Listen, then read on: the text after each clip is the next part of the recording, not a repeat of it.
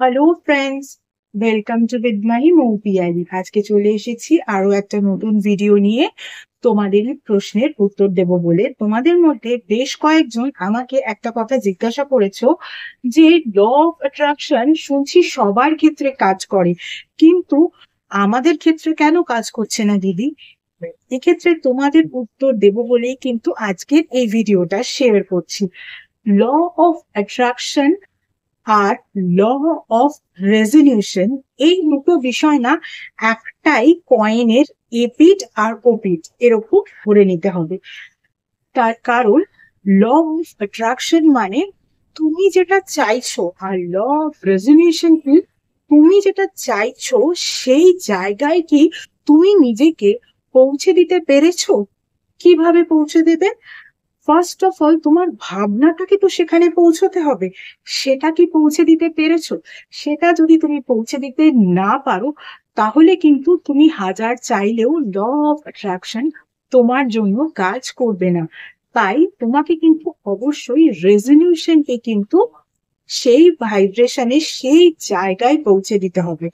ভাবনাকে কোথাও পৌঁছে দিতে খুব একটা কষ্টের তো ব্যাপার হওয়ার কথা নয়, তবুও কেন তোমরা সেই জায়গায় নিজেদের ভাবনাকে পৌঁছতে পারছো না? এবার অনেকেই বলবে যে দিদি এই ব্যাপারটা না ক্লিয়ার হলো না, একটু ক্লিয়ার করে বলি। তোমাদের মধ্যে অনেকেই এই জিনিসটা ভাবতে পারো যে এই যে ল অফ অ্যাট্রাকশনের কথা বলা হচ্ছে, যে ল অফ অ্যাট্রাকশন দিয়ে ওয়েলথকে অ্যাট্রাক্ট করা যায়। দূর, এভাবে বলেই ওয়েলথ অ্যাট্রাক্টেড হয় নাকি? ওয়েলথ অ্যাট্রাক্ট করার জন্য কত কিছুই তো তোমরা করছো, কিন্তু কোনো দিকেই তোমরা সাকসেস পাচ্ছ না। এত সহজে কি ল অফ অ্যাট্রাকশন কাজ করে নাকি? এত সহজেই কি ওয়েলথকে অ্যাট্রাক্ট করা যায় নাকি?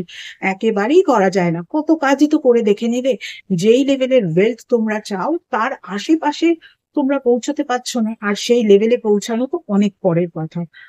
এই রকম ভাবনা যাদের, তারা কিন্তু কোনো দিনই ল অফ অ্যাট্রাকশনকে নিজেদের জীবনে কাজে লাগাতে পারবে না। তাদের জন্য কিন্তু ল অফ অ্যাট্রাকশন কাজ করবে না।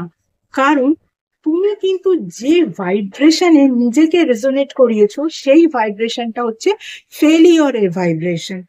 সেই ভাইব্রেশনে সবসময় হচ্ছে না, হবে না, হতে পারে না, হয় না, সম্ভব না, মানে একেবারে নায়ের যে ভাইব্রেশন, একটা ফেলিয়ারের যে ভাইব্রেশন, সেই ভাইব্রেশনে নিজের সাবকনশিয়াস মাইন্ডের পুরোটা জায়গা জুড়ে সেই ফেলিয়ার ভাইব্রেশন ভরে গেছে। তাই সেই জায়গায় কিন্তু তোমরা নিজেদের মাইন্ডকে বসিয়ে রেখেছো, বা বলা যেতে পারে নিজেদেরকে বসিয়ে রেখেছো। তাহলে কি করে হবে? ওই যে কথায় আছে না, বড়া সোচ अगर नहीं होगा तो बड़ा काम कैसे होगा। তো সেই কাজটাই যদি তোমরা না করতে পারো, তাহলে তোমরা কিছু অ্যাচিভ করবে বাই ল অফ অ্যাট্রাকশন, এটা ভেবে কিন্তু কোনো লাভ নেই। কারণ তোমার ভাইব্রেশনটাই তো ফেলিওরের। যেভাবে সম্ভব হয় না, এভাবে এত সহজে টাকা আসতে পারে না, এত কিছু করে তুমি দেখে নিয়েছো, সব জায়গায় যে এত সহজে সাকসেস পাওয়া যায়, ল অফ অ্যাট্রাকশনের কথা বলা হচ্ছে, আর সেটা হুড় করে কাজ করতে শুরু করছে, টাকা পয়সা এনে দিচ্ছে, এরকম হতেই পারে না। কারণ তুমি অনেক কাজ করে দেখে নিয়েছো। এরকম যদি ভাবো, তাহলে নিজেদের যে ভাইব্রেশনটা, সেই ভাইব্রেশনটা কিন্তু ফেলিয়ার ভাইব্রেশন। সেই ভাইব্রেশন থেকে তোমাকে কিন্তু আপলিফটেড হতে হবে। তোমাকে কিন্তু এটা ভাবতে হবে, আরে টাকা পয়সা ভেরি ইজিলি আমি ইনকাম করে নেব। হ্যাঁ হ্যাঁ, এই এই জন্য এই সেক্টরে এই বিষয়গুলো ম্যানেজ করার জন্য ইনকাম করতে হবে, তো জাস্ট হয়ে যাবে। ওসব নিয়ে ভেবে কি হবে, ও তো এক্ষুনি হয়ে যাবে। আমি যাব, আর আমি গিয়ে এই কাজটাকে একদম সলভ করে দেব। ফলে আমার আর কোনো প্রবলেমেটিক সিচুয়েশন হবার কোনো চান্সেসই নেই। নিজেকে এইরকম একটা পজিটিভ ভাইব্রেশনে নিয়ে যাও, তবে গিয়ে ল অফ অ্যাট্রাকশন তোমার ক্ষেত্রে কিন্তু কাজ করবে। কারণ ওই যে বললাম, ল অফ অ্যাট্রাকশন আর ল অফ রেজোনেশন একই কয়েনের দুই পিঠ, দুই পারে কিন্তু দুটো অবস্থিত। ফলে নিজেকে যদি হায়ার ভাইব্রেশনে রেজোনেট করতে না পারো, তাহলে কিন্তু ল অফ অ্যাট্রাকশন তোমার জন্য কোনোভাবেই কাজ করবে না। সব সময় নেগেটিভ থটকে যদি ধরে বসে থাকো, সেই নেগেটিভ থট গুলোকে যদি জীবন থেকে একদম ছুঁড়ে ছুঁড়ে দূরে না ফেলতে পারো, তাহলে কিন্তু ল অফ অ্যাট্রাকশন কাজ করবে না। তাহলে বুঝতে পারলে ল অফ অ্যাট্রাকশন কিভাবে কাজ করে। তোমাকে ভেতর থেকে ভীষণ ভাবে পজিটিভ হতে হবে, যেন একটা ঠিক চুটকি বাজালে আর সঙ্গে সঙ্গে তোমার প্রবলেমটা সলভ হয়ে গেল।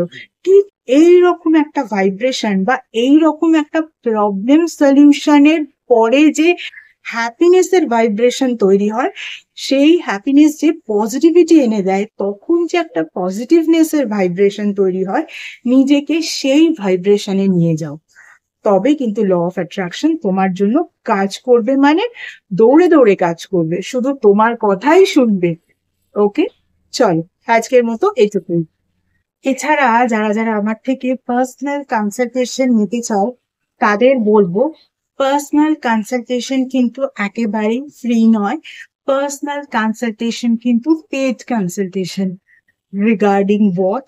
Regarding numerology, Vastu, tarot reading, tarot healing, crystal healing, healing with meditation, healing with law of attraction, healing with symbolism, healing with reiki, তার সঙ্গে সঙ্গে অ্যাস্ট্রোলজি এবং সনাতন ধর্মীয় পদ্ধতিতে স্পেল কাস্টিং, আর এমন কিছু স্পেশাল রেমিডিজ যেগুলো তোমাদের ওভারঅল ডিটেলস চেক করার পরেই দেওয়া যায়, এভাবে জেনারেলি দেওয়া যায় না, ইত্যাদি বিষয়ে কনসালটেশন নিতে হলে কিন্তু স্ক্রিনে যে ইমেল আইডিটা দেখতে পাচ্ছ সেই ইমেল আইডিতে মেল করো অ্যাপয়েন্টমেন্ট বুক করার জন্য।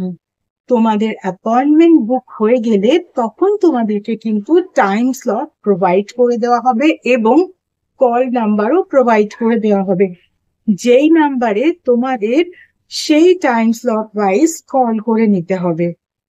গত 1 বছর ধরে তোমরা যেভাবে আমার ফেসবুক পেজটাকে লাইক, ফলো, শেয়ার করেছো, তোমাদের বন্ধুদেরকে আমার পেজে ইনভাইট করেছো, তাদের বন্ধুদেরকেও ইনভাইট করে নিতে বলেছো, ঠিক একই রকম ভাবে আমার ইউটিউব চ্যানেলটাকেও কিন্তু সাবস্ক্রাইব করতে হবে, পাশে থাকা বেল আইকনটাকে ক্লিক করতে হবে এবং তোমাদের বন্ধুদেরও বলতে হবে তারাও যেন আমার ইউটিউব চ্যানেলটাকে সাবস্ক্রাইব করে নেয়।